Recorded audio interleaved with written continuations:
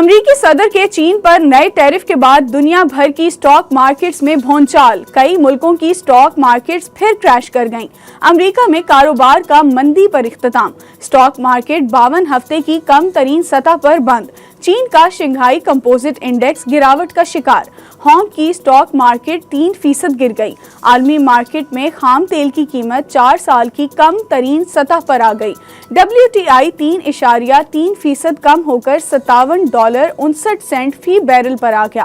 عالمی منڈی میں برنٹ خام تیل کی قیمت میں بھی 3% کمی، $60.96 پر ٹریڈ۔ امریکہ کی جانب سے چینی مصنوعات پر 104% ٹیرف عائد، چین سمیت تقریباً 60 ممالک پر امریکی ٹیرف نافذ ہو گیا۔ ترجمان وائٹ ہاؤس کے مطابق چین پر 104% ٹیکس کا نفاذ ہو گیا۔ چین معاہدہ کرے تو صدر ٹرمپ ناقابل یقین حد تک مہربان ہوں گے۔ چین نے ٹرمپ کے رویے کو بلیک میلنگ اور غنڈہ گردی قرار دے دیا۔ چین ٹیرف کے مقابلے میں کرنسی میں ہیرا پھیری کر رہا ہے۔ امریکی صدر ڈونلڈ ٹرمپ نے کہا ہے کہ ٹیرف کی مد میں ہم روزانہ $2 ارب حاصل کر رہے ہیں۔ ٹرمپ کا فارماسیوٹیکل پر بھی ٹیرف عائد کرنے کا اعلان، مڈ ٹرم الیکشن جیت کر دکھائیں گے۔ پاکستان کا امریکہ کے ساتھ تجارتی تعلقات کے فروغ اور نئے ٹیرف پر مذاکرات کے لیے اعلیٰ سطحی وفد بھیجنے کا فیصلہ، معروف کاروباری شخصیات اور برآمد کنندگان بھی شامل ہوں گے۔ وزیر اعظم نے امریکہ سے مذاکرات کر کے باہمی طور پر مفید لاہ عمل طے کرنے کا ٹاسک سونپ دیا۔ وزیر اعظم شہباز شریف سے امریکی وفد کی ملاقات، وزیر اعظم نے منرلز انویسٹمنٹ فورم میں امریکی شرکت کا خیر مقدم کیا، کہا پاکستان کے پاس معدنیات کے شعبے میں وسیع استعداد موجود ہے، امریکی کمپنیوں کو اس ترجیحی شعبے میں سرمایہ کاری کے مواقع سے مستفید ہونا چاہیے۔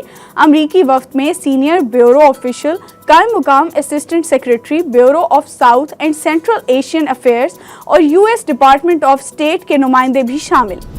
پاکستان کی معیشت مستحکم ہونے لگی، رواں سال پاکستان کی معاشی شرح نمود 2.5% تک رہے گی۔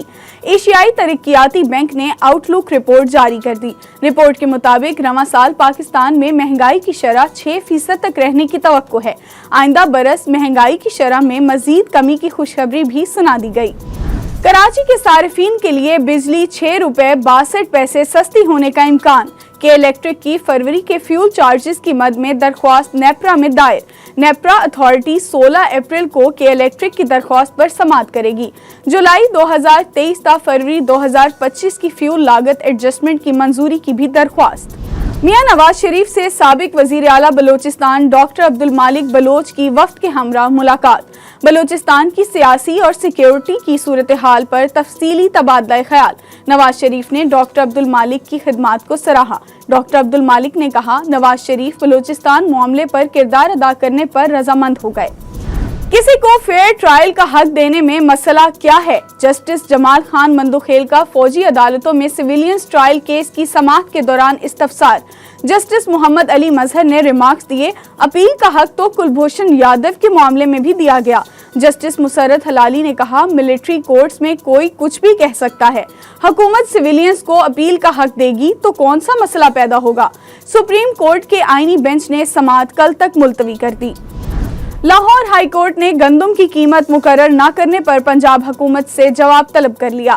صدر کسان بورڈ کی درخواست میں موقف اختیار کیا گیا۔ گندم کی قیمت مقرر نہ کرنے سے کسانوں کو شدید نقصان کا سامنا کرنا پڑے گا۔ حکومت نے کسانوں کو مل مالکان کے رحم و کرم پر چھوڑ دیا۔ حکومت کے اس اقدام سے کسان تباہ ہو جائے گا۔ درخواست میں حکومت کو گندم کی امدادی قیمت مقرر کرنے کا حکم دینے کی استدعا۔ غیر قانونی مقیم تارکین وطن کے انخلاء کی مہم، گزشتہ روز 8 اپریل کو صرف ایک روز میں 7,000 سے زائد غیر قانونی افغان باشندوں کو وطن واپس روانہ کیا گیا۔ مجموعی طور پر پاکستان چھوڑنے والے غیر قانونی افغان باشندوں کی تعداد 9,13,300 سے زائد تک پہنچ چکی ہے۔